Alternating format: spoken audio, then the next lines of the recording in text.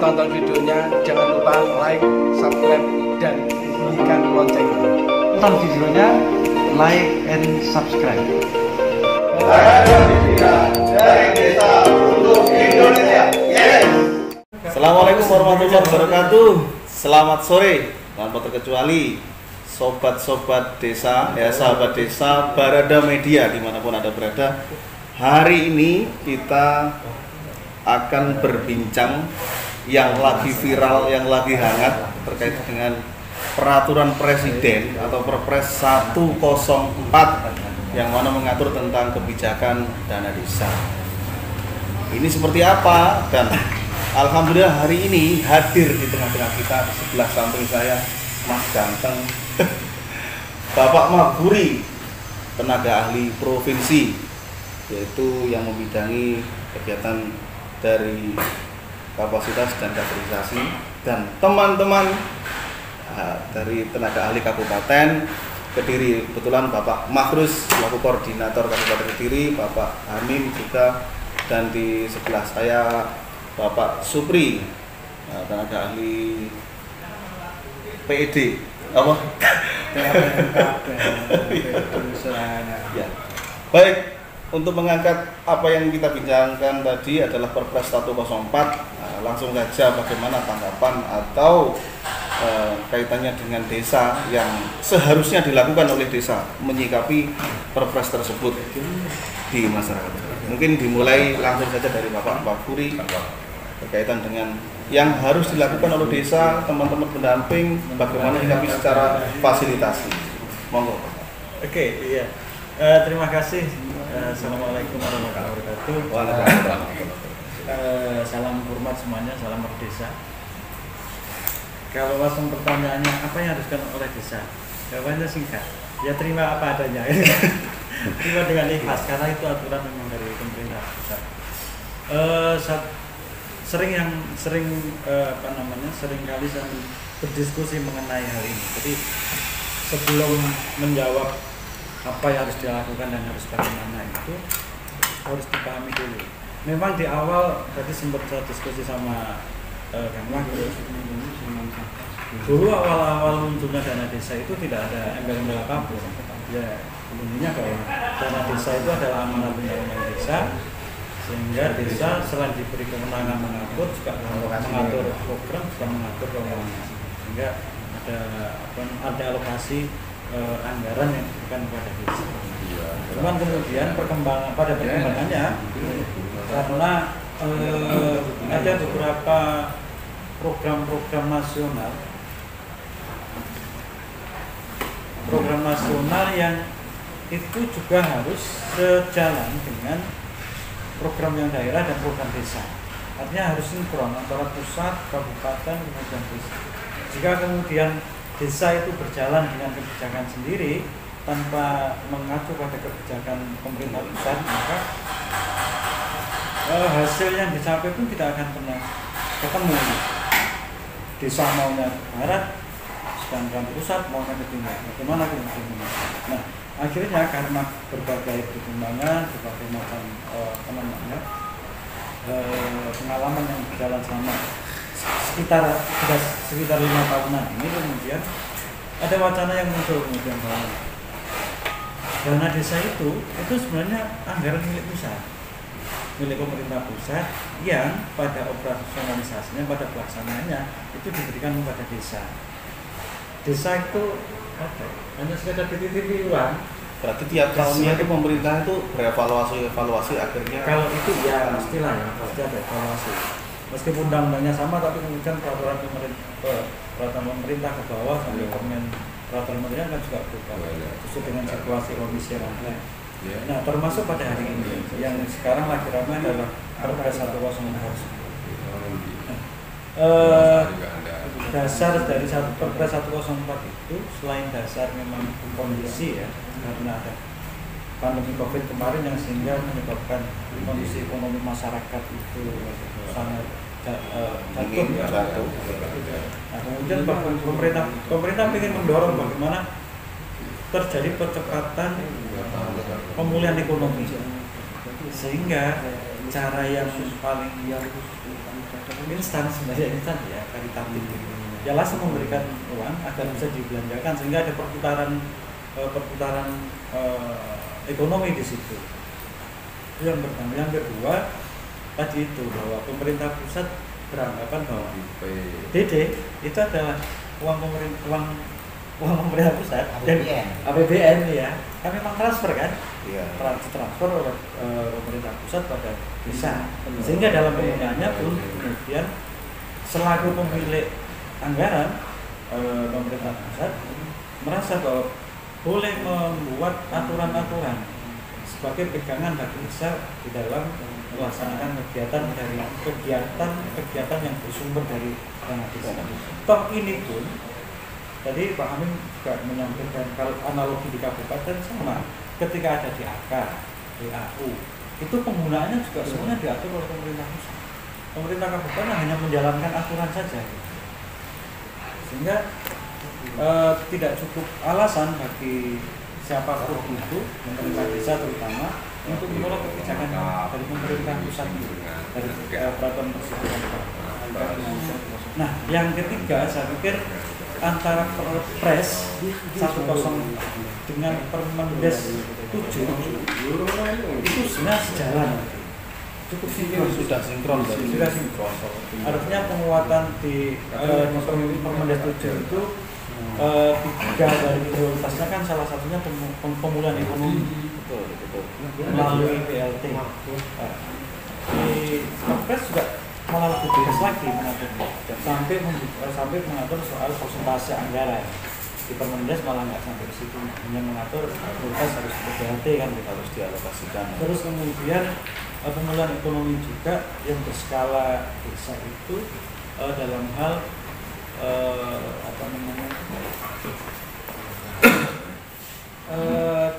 ketahanan pangan. Dan saya pikir kalau bicara ketahanan pangan justru selama ini yang kalau menurut saya pribadi ya, desa malah kadang lupa bahwa desa itu sebenarnya lumbung sumber pangan itu ada di desa. Tapi coba lihat di tadi APBD dan mana itu kegiatan-kegiatan yang itu untuk peningkatan pertanian untuk ketahanan pangan itu malah coba. Jadi kalau kemudian pemerintah berusaha untuk mendorong melalui regulasi, saya pikir bagus. Memang dirasa kalau desa kaitannya dengan ketahanan pangan mengarah ke pertanian, perikanan memang masih minim sekali. Iya. Mungkin wujudnya yang bisa mengarah ke ketahanan pangan realnya dalam kegiatan yang dilakukan desa itu. Apakah itu nanti berbentuk usaha, mungkin secara dusun kan ada kelompok tani pertanian itu harus dibagaimanakan kebijakan mengarah ke situ ya. Ya, kalau itu sudah bicara soal kegiatan, kalau bicara ada ada apa istilah itu pasca sebelum panen,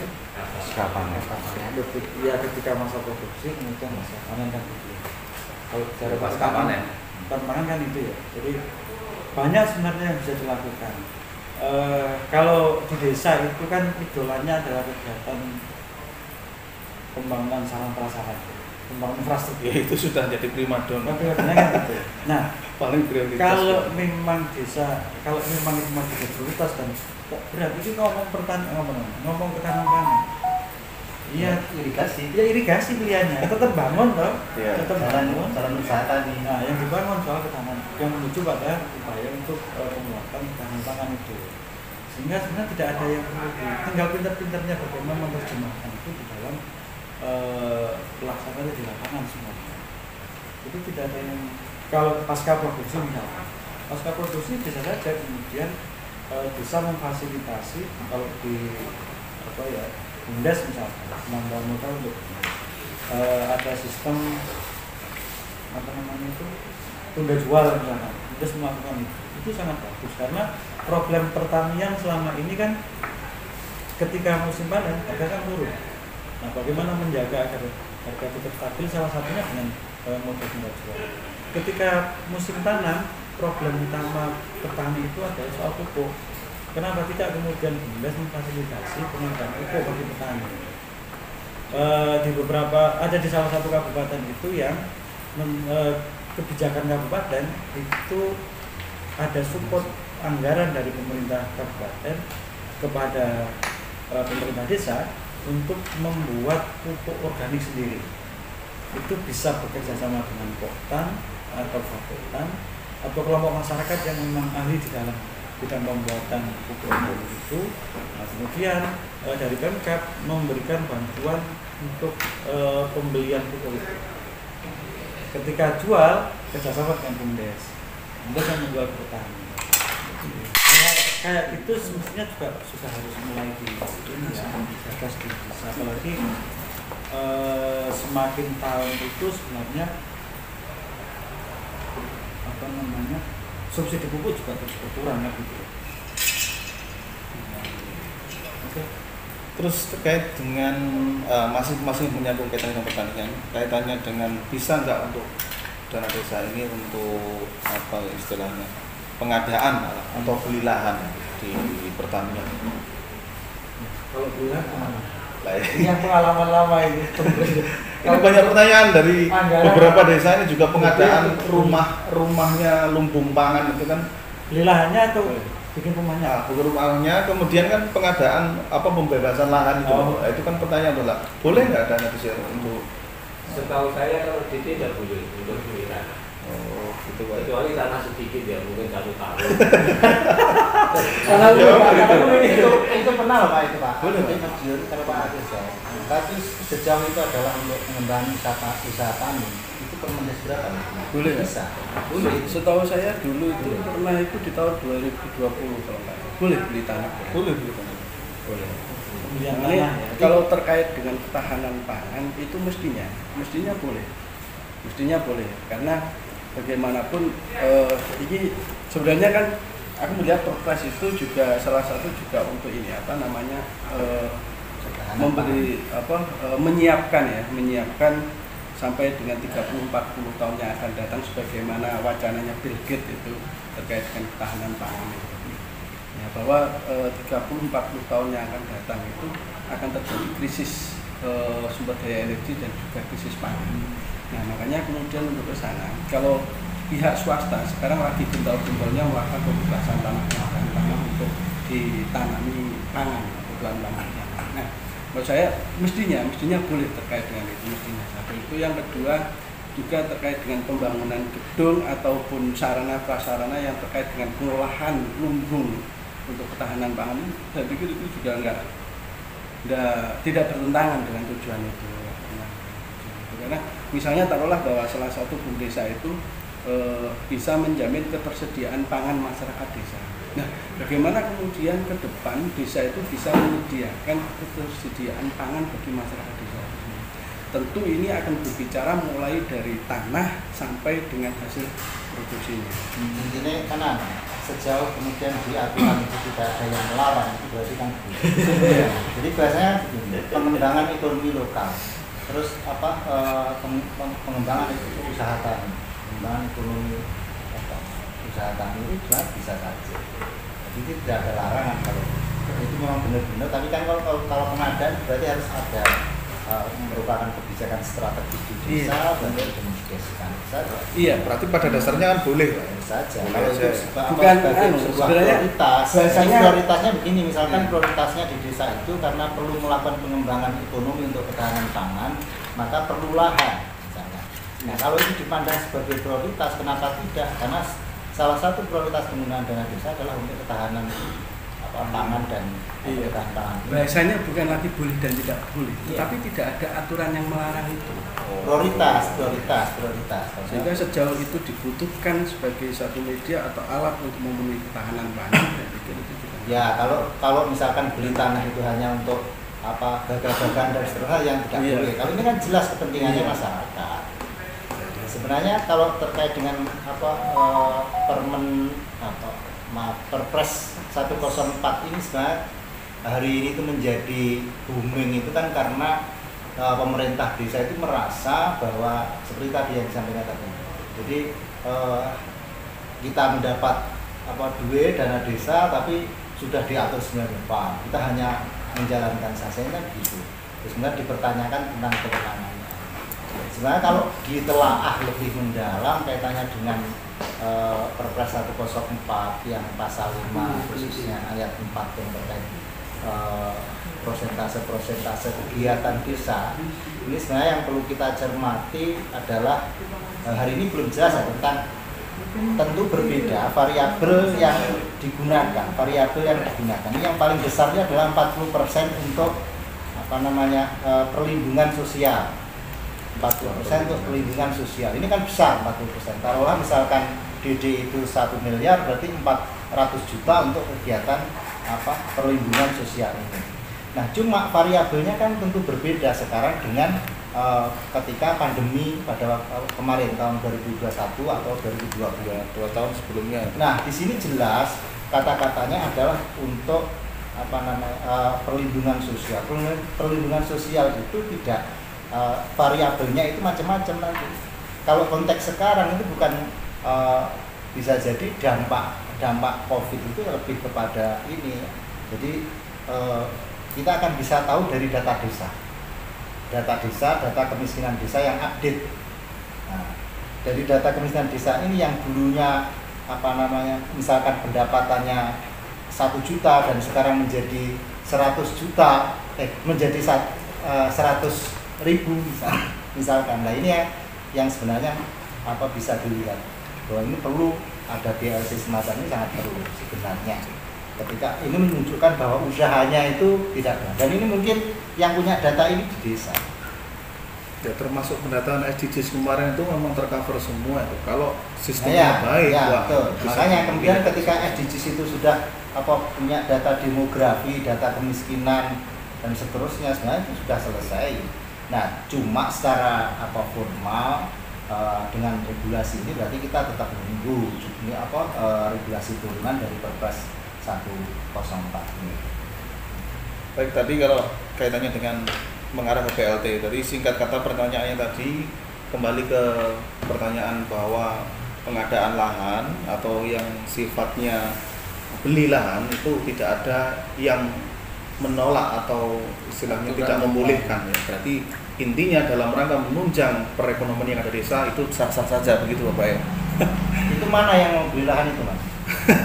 Ini banyak ini kalau di wilayah Kecamatan Lepung sepertinya itu di wilayah yang lebih menarik itu begini Mas. Dari 40% itu kalau dulu itu kan dampak langsung BLT. Taruhlah misalkan ada warung kelontong atau warung kopi yang akhirnya tutup ya kan. Nah, kalau dulu itu yang tutup ini kemudian mendapat BLT. Nah, sekarang sudah buka semua yang tutup itu Mas. Nah, sekarang variabelnya itu apa untuk mendapatkan BLT? Ini yang sebenarnya perlu kita diskusikan. Berarti ada kriteria tertentu yang menunjuk bahwa orang-orang tersebut layak mendapatkan BLT. Yang sekarang ini ini sebenarnya perbincangan yang sebenarnya lebih menarik. Kalau berbicara tentang itu, ngomong konteks ekonomi, ngomong karena ini konteks perlindungan sosial, BLT ini perlindungan sosial, artinya kita harus desa itu harus hari ini itu paling tidak harus meraba-raba dulu variabel-variabel yang itu kemudian menjadikan tingkat ekonomi masyarakat ini melemah. Nah, ini kemudian nanti salah satu mungkin ketika sudah ada regulasi turunan dari 104 sampai ke Perbu misalkan atau juknis atau apalah, ini nanti bisa lebih cepat untuk dilakukan karena ini sudah bulan siklusnya ini sudah bulan Desember dan kemudian penetapan APBDes. Paling tidak itu sekarang di APBDes sudah bunyi 40% itu dananya itu sudah digunakan untuk BLT. Yang 20% untuk ketahanan ekonomi mungkin karena ini sudah mengacu kepada Permendes prioritas penggunaan dana desa sudah ada mungkin kegiatan-kegiatan ini. Nah, ini berapa 20% yang untuk ketahanan pangan dan hewani ini 20%. Ini di APBDes mungkin ini dulu yang harus digambar. Nah, masalah siapa-siapanya itu nanti mestinya setelah ada juknis saja. Kalau memang belum turun regulasi atau aturan yang mengarah kepada kriteria, nah ini otomatis bagaimana, apakah desa harus menunggu terlebih dahulu berkaitan dengan penunjukan KPM yang berhak mendapatkan BLT tersebut, ataukah bisa, atau paling tidak ada pilihan bahwa tahun-tahun sebelumnya dalam rangka menentukan KPM itu adalah dengan kriteria musdes tersebut dicari yang paling tidak punya. Ada beberapa Apa istilahnya di ranking mungkin begitu. Ya. Ada petunjuk. Makanya kalau itu kita nunggu petunjuk. Makanya nanti nunggu petunjuk regulasi turunan dari 104 ini. Nah, menurut saya ini sebenarnya jadi yang perlu kita cermati itu gini, karena ini berkaitan dengan penetapan APBDes itu kan maksimal sebenarnya berdasarkan regulasi kan 31 Desember. Kalau ini kemudian melewati 31 Desember, ini bagaimana perspektifnya kalau menurut Pak Buri ini perspektifnya? Karena kalau ada persoalan-persoalan semacam ini, otomatis nanti akan menjadikan siklus ini juga kemudian akan mundur juga ya. Nunggu regulasi turunan ini, karena desa tidak mungkin akan menetapkan APBDes sementara ada kebijakan semacam ini dari pusat. Monggo Pak. Ya. Secara normatif tetap Desember 31 Desember itu harus ditetapkan.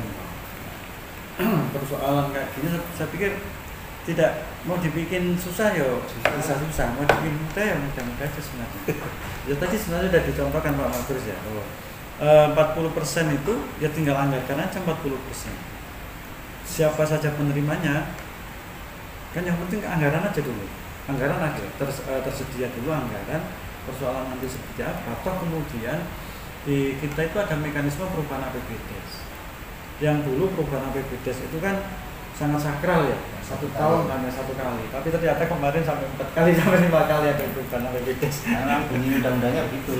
Iya. Ketika ada peraturan yang makanya ketika nanti ada peraturan baru terkait dengan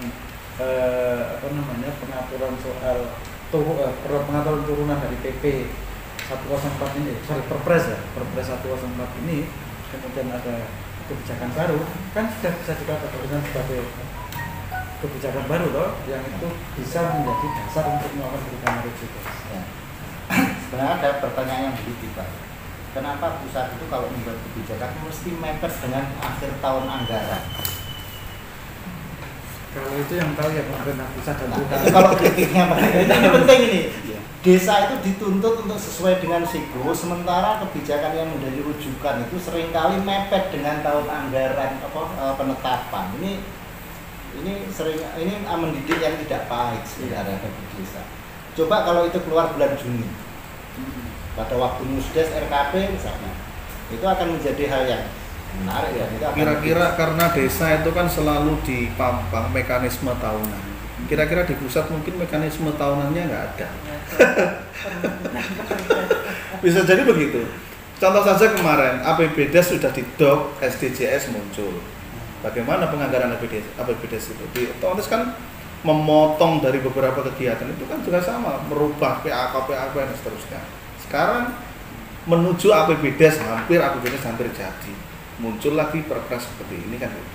Nah, ini otomatis kan bukan berarti bicara bagaimana kurang tidaknya, tapi bagaimana menyikapi dalam hal seperti ini. Artinya regulasi ini turun, berarti bagaimana ini? Otomatis apakah tetap menunggu kebijakan berikutnya atau sementara mengadopsi dengan tahun sebelumnya kan begitu. Nah sekarang sebentar di sini ada TAPP ini. Oh iya, Dian Susilowati tadi belum. Ya, pendapatnya gimana soal tadi penganggaran? Kalau saya tertarik saja Mas, kalau seperti ini, kalau bagi pendamping seperti saya itu tertarik. Kenapa? Sering dapat undangan untuk rapat. Itu barokah bagi kita. Gitu. Iya. Berkah gitu. Iya, berkah. Tapi tidak menerima. Tapi tidak menerima. Iya. Iya, monggo Ibu Dian Susilo. Ini TAPP. Dibuka maskernya Bu biar kelihatan wajahnya. Ya, saya setuju dengan tadi yang disampaikan.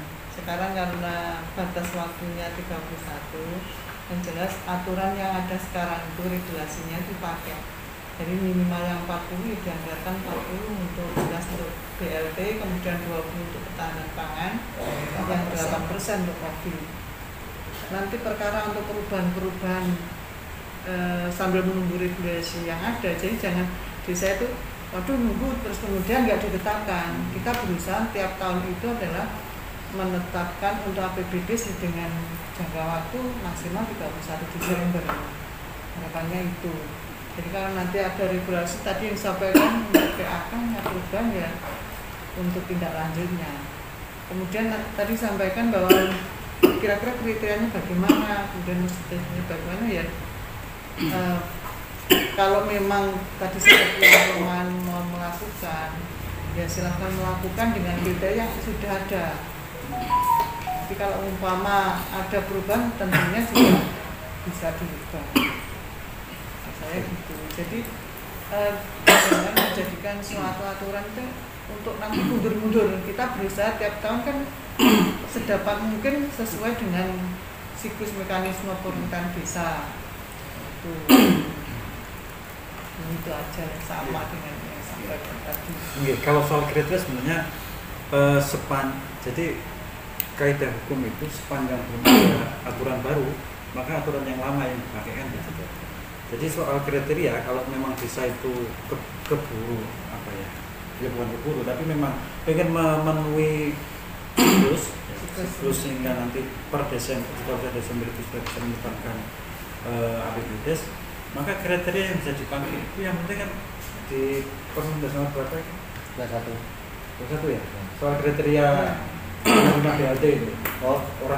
Dia kan orang miskin yang bintang pekerjaan yang itu harus keputusan di kita nggak lupa karena terlalu banyak itu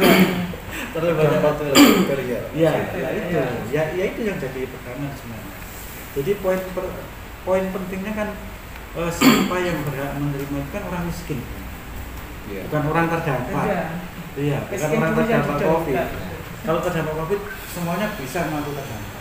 Teman-teman anggota DPR sudah ngomong terdampak. Sebenarnya kalau ngomong orang miskin itu sudah selesai ketika desa kemarin itu sudah melakukan pendataan DGS. Karena DGS itu sudah ngomong demografi termasuk warga miskin. Nah itu tinggal kemarin sudah diputuskan di dalam SDGs kan hasil-hasil dari SDGs itu. Dan SDGs itu kelebihannya kan diupdate setiap 6 bulan. Jadi setahun itu 2 kali. Nah tentunya data sekarang adalah data kemarin yang didata oleh teman-teman desa pada 2021 ini yang digunakan untuk 2024. Jadi ini sebenarnya pendataan desa kalau berdasarkan Permendas 21 kan pembangunan desa itu siklusnya kan mulai dari pendataan desa. Pendataan desa ini sudah kita lakukan dengan pendataan SDGs. Di situ sudah dapat diketahui tentang data kemiskinan dan seterusnya, data kewilayahan dan seterusnya. Oleh karena itu sebenarnya 40% itu karena itu BLT itu untuk ketahanan sosial. Sebenarnya sudah data kemiskinan ini tinggal rankingnya saja yang kemudian diverifikasi yang tidak mendapat bantuan sosial dari bantuan sosial lainnya ya ini saja yang mendapat sudah selesai sebenarnya. Kalau mau cepat, kecuali nanti ada variabel-variabel khusus yang dikeluarkan dari turunannya PP Perpres 104 ini. Sebenarnya di desa kan sudah ada data kemiskinan. Kemarin kan sudah didata yang melakukan juga desa sendiri kan. Sudah ada dananya.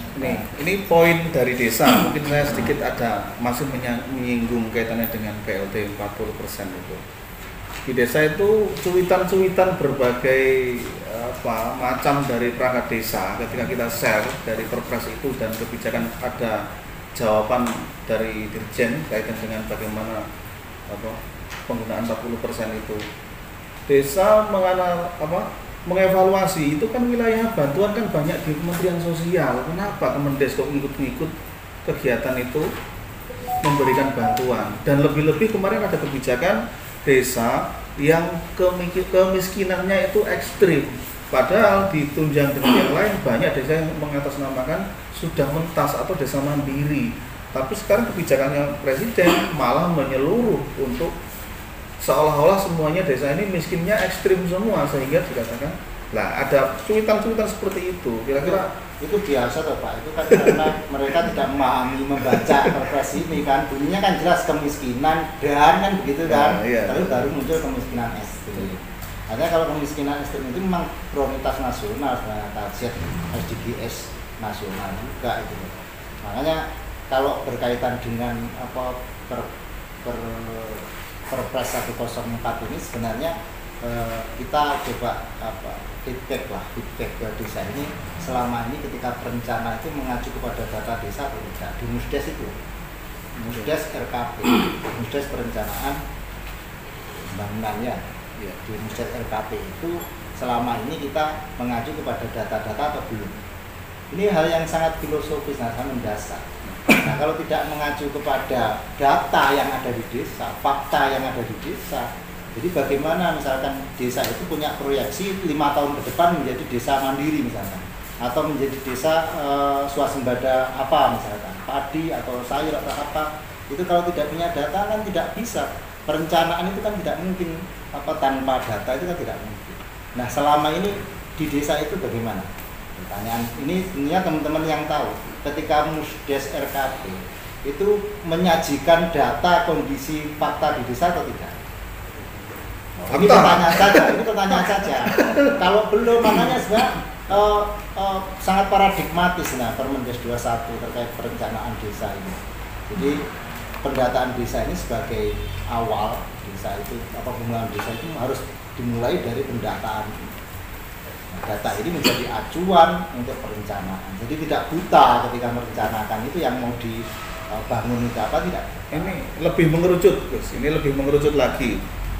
Sekarang perannya TPP dengan berpegangan Perpres ini kemudian ditandaskan lagi dengan jawaban Bapak Dirjen dengan PLT ini menyikapi bagaimana teman-teman TPP ini menjawab, membawa misi fasilitasi kepada desa ketika apakah ini nggak terlalu banyak Mas, 40% itu kan begitu. Kalau TPP itu begini Mas, karena kita ada itu karena regulasi sebentar.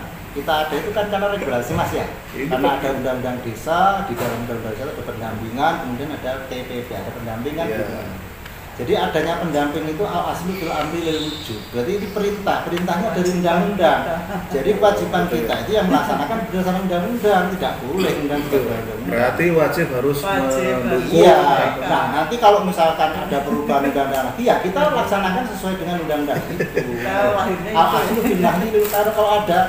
Kalau tidak ada dalil yang menunjukkan ya jangan melakukan sesuatu yang begitu saja. Pendampingan harus begitu. Cara menjelaskannya itu seni monggo teman-teman. Artinya tetap harus mendukung 100% dan mengawal Perpres ini. Bukan mendukung, karena regulasi itulah kita itu bagian dari sifat yang melekat pada pendamping.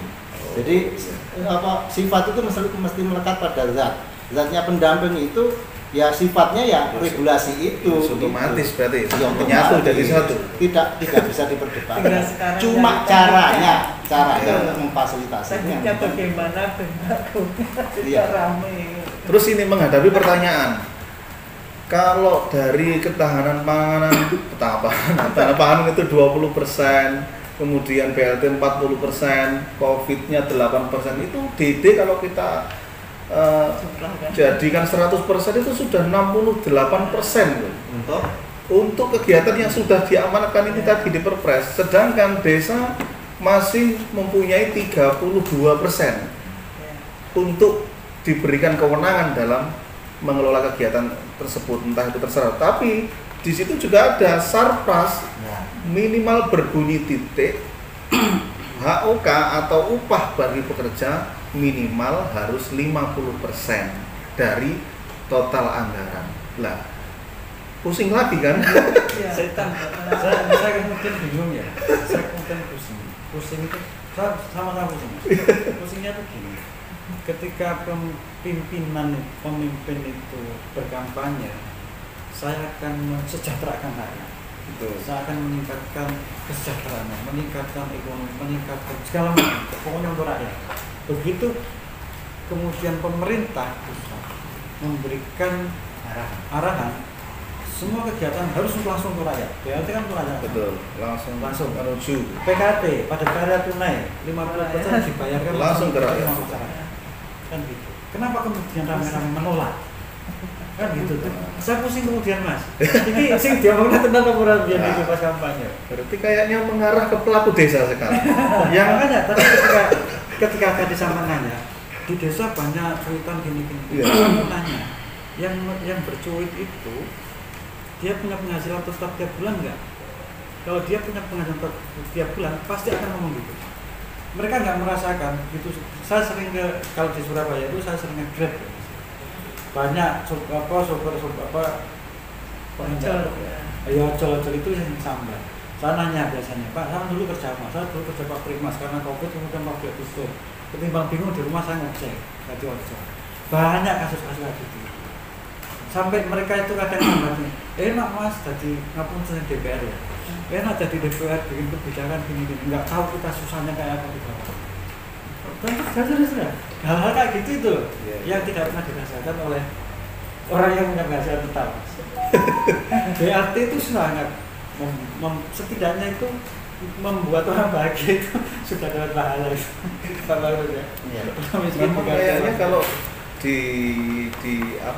dirangkum, kayaknya memang Dede mengarahnya untuk masyarakat semua kan gitu. Iya, coba.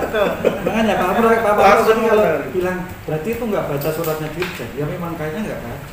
Coba ya, di surat Dirjen itu yang nomor 5, BLT desa menjadi salah satu instrumen yang sangat penting dalam penanganan kemiskinan dan penuntasan kemiskinan ekstrem di desa. Yang nomor 6, BLT desa menjadi tambahan pendapatan untuk meningkatkan daya beli warga miskin dalam memenuhi kebutuhan pokok sehari-hari. Pengaturan nomor 7, pengaturan penggunaan 40% dana desa untuk BLT desa sepenuhnya bertujuan membantu warga miskin. Artinya kalau nggak sepakat dengan nomor 7 berarti dia tidak mau membantu warga miskin. Kalau saya gitu, sederhana kan kesimpulannya. Cuma kalau mungkin apa yang tadi sampaikan itu kira-kira ada sanksinya enggak ya? Selama ini kalau kita ada aturan jarang ada sanksinya ya. Betul. Makanya banyak yang ini kembali ya itu kita nunggu regulasi turunannya berarti DPM. Sebenarnya kalau saya sederhana sih. Jadi kalau di kita itu sebenarnya kan ada standar minimum desa sebenarnya, bukan standar minimum pelaksanaan pembangunan itu sebenarnya kan tetap mengacu kalau di dunia yang sering kita kenal itu kan namanya hak asasi ya, beberapa hak asasi gitu kan, termasuk perlindungan terhadap perlindungan ekonomi menjadi prioritas. Sebenarnya itu sudah sejak dulu. Jadi hifdzul mal menjaga ekonomi itu pemerintah itu harus berpihak kepada pembangunan, berpihak kepada ini ekonomi asasi dalam Islam. Nah kalau itu kemudian kemudian kesehatan itu juga masalah hak hidup juga. Hak hidup ini juga prioritas. Jadi kalau ngomong tentang 8% kaitannya dengan 8% ini sebenarnya ini sangat rasional. Itu bagian dari jadi itu termasuk hak masyarakat. Dan uang itu juga ketika dipergunakan seperti itu sudah sesuai sebenarnya. Kan? Ya, oke. Nah itu kalau perspektif kita menjelaskan begitu Mas. Jadi kalau dasarnya begitu. Nah sementara kebijakan pemerintah itu kan harus kemaslahatan lebih besar kepada masyarakat. Tasurul imamah al-rawiyah manutun bil masalahan gitu ya. Itu kira-kira. Berarti setidaknya ini teman-teman dari TPP atau tim pendamping desa dalam rangka memfasilitasi memang kayaknya ini lebih keperpihakannya secara manusiawi. Ini adalah program yang sangat mulia sekali karena kegiatannya ini seolah-olah yang mungkin sebagai warga negara Indonesia yang belum pernah merasakan sentuhan langsung dari pemerintah pusat, mungkin melalui dana desa inilah setidaknya pemerintah sedikit memberikan keringanan pada masyarakat, mungkin begitu Pak ya. Karena saya tidak suka begitu. Ini seolah-olah mau diberikan tapi melalui desa begitu lah. Tadi berarti ada kemungkinan ketika cuitan beberapa pertanyaan sederhana Mas. Kalau misalkan itu kemudian mengekang kewenangan desa, duit itu kira-kira kalau tidak ada persentase itu mau digunakan apa? Nah ini pertanyaannya. Biasanya dicontohkan dalam musdes, biasanya kan begitu. Ya. Musdes dulu kan begitu. Direncanakan gitu. Di musdes itu misalkan tentang di musdes dulu lah, usulan musdes itu kira-kira seperti apa? Kira-kira di musdes itu hasilnya usulannya kalau tidak untuk pengentasan kemiskinan itu kira-kira apa? Contoh saja kegiatan yang real itu duitnya banyak, misalkan 400 juta ya, 400 juta dari 1 miliar, misalkan 1 miliar 1 M DD, misalkan 400 juta itu untuk kemiskinan masyarakat. Ini dipandang ini tidak berlawanan dengan kewenangan desa misalnya. Taruhlah misalkan ini direncanakan sendiri, tidak usah kebijakan pemerintah dengan 40% untuk kemiskinan seperti ini dalam bentuk BLT. Ini kira-kira desa bisa membuat kegiatan apa untuk 400 juta untuk memberikan suplai sepertinya nggak mungkin gitu. Ya, nah, kalau kira-kira diberikan kepada kelompok miskin atau untuk yang lain kira-kira? Kira-kira akan yang lain. Sama jangan begitu Pak. harus ngegas dulu kan. Kalau dari data ya, dulu waktu saya jadi TAPP, jadi megang data. Berapa persen sih sebenarnya? Kan di desa itu ada 4 bidang pemerintahan, ya, pembangunan, bidang pembinaan, pemerintahan. Nah, untuk porsi terbesar itu ada di bidang pembangunan. 80% lebih dari anggaran dana desa itu untuk bidang pembangunan. Bidang pembangunan yang bangun itu ya, bangun jalan, bangun drainase, jembatan dan seterusnya. Mungkin bangun fisik. Rata-rata dipakai untuk pembangunan infrastruktur. Nah, berarti masih ada 20 kurang, tidak 20 genep enggak. Berarti sekitar 10% lebih, sekian, belasan persen lah ya. Karena yang 80 itu 80 sekian persen, 80 sekian persen. Jadi belasan persen itu yang kemudian digunakan untuk sebagian besar kepemberdayaan, terus pembinaan. Ada juga yang dipaksakan untuk masuk di pemerintahan, itu aja. Penyelenggaraan. Di bidang pemerintahan meskipun persentasenya sangat kecil. Artinya kalau mau lihat secara umum ini bahwa bicara pemberdayaan di desa itu masih sangat minim. Bisa pengentasan kemiskinan dengan cara melakukan pemberdayaan secara langsung masyarakat itu juga masih sangat rendah. Yang paling banyak itu ya bagaimana melakukan kegiatan pembangunan itu 80% lebih dari anggaran yang ada. Itu data yang bicara dari data beberapa tahun terakhir kemarin. Data yang ada. Nah, terus kemudian gini, yang tadi sempat terlewatkan itu soal punishment. Memang seringnya itu rata-rata kalau peraturan menteri itu jarang yang ada punishment. Jarang, meskipun kemudian punishment ada juga yang turun di belakang. PMK yang ada itu. Kalau kita mau melakukan, jadi kewajiban pendamping juga itu melakukan pendidikan apa bahasanya, pemberdayaan masyarakat itu kan juga tidak sekedar secara ekonomi kan, tapi bagaimana mereka paham, mengerti gitu, ngerti soal desa, ngerti soal pembangunan, ngerti soal kebijakan anggaran dan seterusnya. Jadi sebenarnya kalau saya sederhana misalkan, ketika menginformasikan di APBDes kan dipasang itu untuk BLT 40%, berarti sekian ratus juta. Berarti kalau sekian ratus juta itu bisa diterimakan untuk sekian puluh KPM. Nah, tinggal ngecek aja warga desa. Warga desa diajak ngecek. Ketika pembagian BLT berapa orang yang ngumpul, yang diundang. Kalau tidak mencapai katakan 40 ya, dari sekian ratus juta berarti per bulan sekitar 40 orang. Kalau yang itu kira-kira ya sekitar 300-an orang dengan 40% tahun 1 juta. Berarti nanti hukum sosial yang berakan besar. Jadi kelihatan bahwa desa ini ternyata nggak mau menganggarkan, padahal minimal harusnya 40 orang yang dianggarkan. Kenapa tidak sendiri? Akhirnya kan jadi pembicaraan warga. Ya, betul. Apa sanksi sosial kemudian? Karena sanksi secara hukum nggak mau. Yang kita bikin tentang sosial. Sebenarnya tetap kalau saya sih sebelum ada regulasi turunannya dengan ajuan data desa, data kemiskinan desa. Nah, itu kita lihat saja data dari hasil pendataan kemarin. Bisa saja. Kalau memang sudah tidak ada kemiskinan di desa, sebenarnya Pak hari ini tahun 2022 itu sudah kaya semua, nggak apa-apa, mus desa kan begitu ya. kan begitu. Dengan musdes dan musyawarah desa, masyarakat diundang. Ini dana yang 40% ini misalkan contoh misalkan 1M berarti 400 juta ini tidak bisa kita pakai di sini. Nah, karena semuanya sudah tidak miskin toh kan, semua masyarakat kan diundang atau perwakilan tokoh masyarakat di musdes itu kemudian menolak. Ini tidak masalah sebenarnya karena memang faktanya di desa tidak ada yang miskin. Tapi kalau faktanya di desa itu masih ada yang miskin, kemudian menolak 40% untuk kemiskinan ini kan lucu gitu loh. Nah, kan gitu kan. Coba kalau misalkan tidak diberikan dalam bentuk bantuan langsung tunai, itu contoh kegiatan yang paling real itu apa yang bisa dilakukan di desa? Kalau secara tunai memang ini yang lebih mengena ya padat karya tunai desa itu yang sekiranya dalam rangka pekerjaan yang langsung mungkin bisa menerima hasilnya. Kalau selain BLT ya hampir tidak ada. Kayaknya gini ya, kalau kita membaca Permendes 7 tentang prioritas penggunaan dana desa, saya coba menerjemahkan yang Perpres 104 tadi.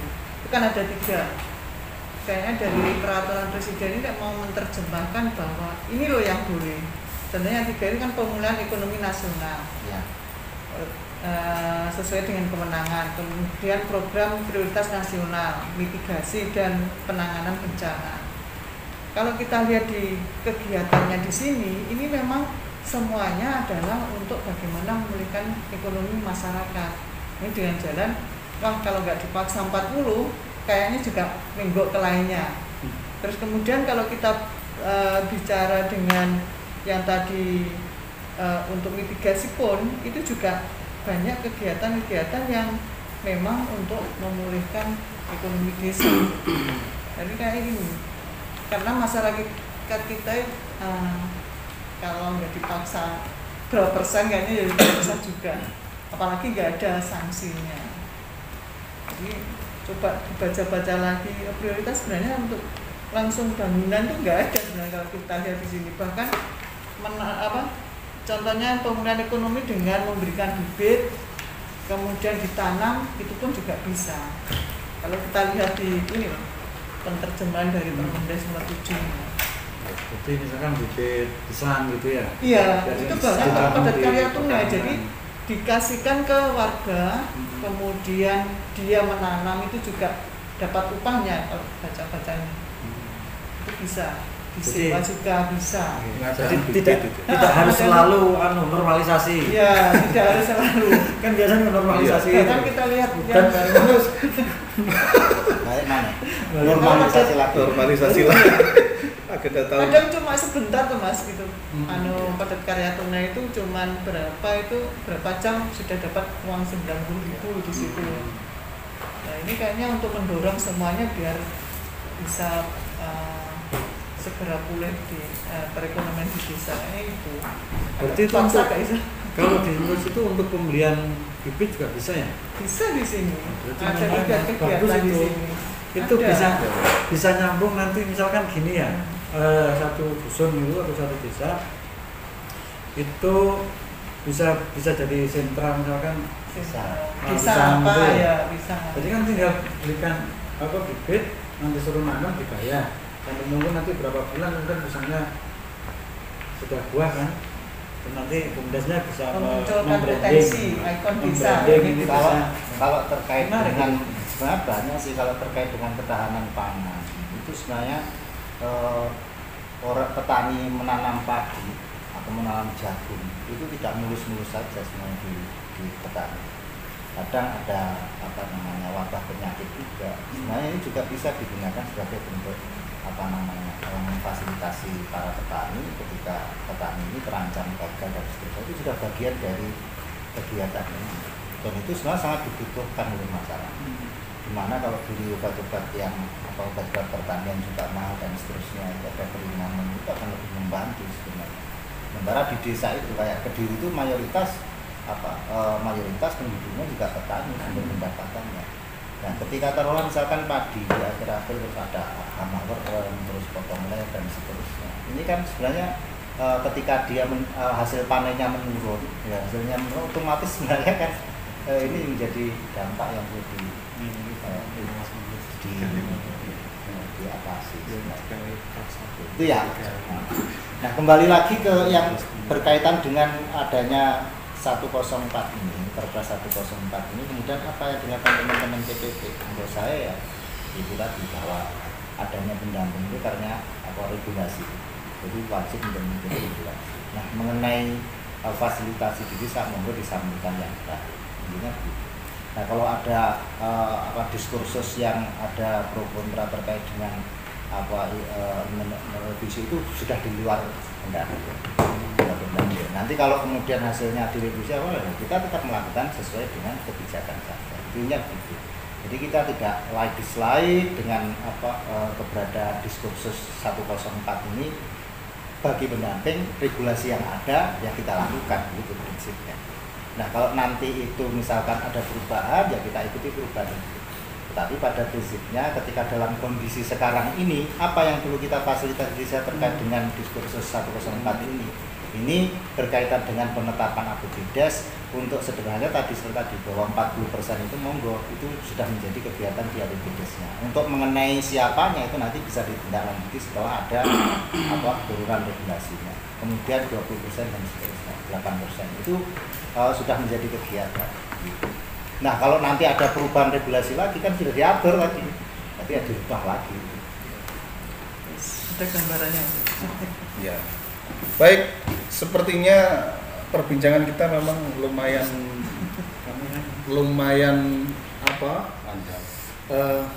menajam, seharusnya begitu kan, lebih mengerucut dan begitu. Artinya ini tapi dengan waktu yang kurang lebih ini kita berbincang sudah 50 menit kurang lebih. Artinya ini kita kesimpulan hari ini mengingat dengan Perpres 104 tadi berarti berbagai permasalahan dan jawaban yang kita diskusikan tadi setidaknya itu sudah memberikan gambaran bagaimana kebijakan kita yang harus dikawal dan bagaimana desa menyikapi hal tersebut. Secara tidak langsung desa harus menerima kan begitu. Karena outputnya kan masyarakat kan begitu. Otomatis tidak ada alasan bagaimana desa ini harus memberhentikan program tersebut, tidak harus 40, tidak harus 20, tidak harus 8% kan begitu. Artinya pemerintah ingin menjamah langsung masyarakatnya dengan cara memberikan bantuan melalui dana desa tersebut sehingga bisa langsung diterimakan kepada masyarakat. Mungkin semacam saran atau bagaimana ini nanti sebenarnya masih banyak yang kita bincangkan belum lagi mengarah ke desa nanti yang perubahan sebagainya gitu. Ini monggo Pak Makfuri pesan-pesan atau terakhir ini yang bisa disampaikan kepada teman-teman atau bagi seluruh masyarakat yang mendengar di Barada Media ini bisa kita ambil sebuah pelajaran ataupun sesuatu yang bermanfaat bagi semuanya.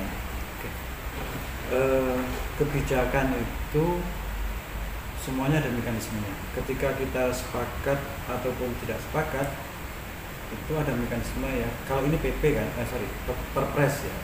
Maka Perpres bagi siapapun yang tidak ada sepakat maka boleh melakukan pengajuan judicial review itu sehingga perlu ada perubahan atau tidak. Jadi tidak perlu dengan surplus dan seterusnya. Tapi mau saja itu soal pilihan. Tapi yang jelas mekanisme yang ada secara peraturan itu gitu.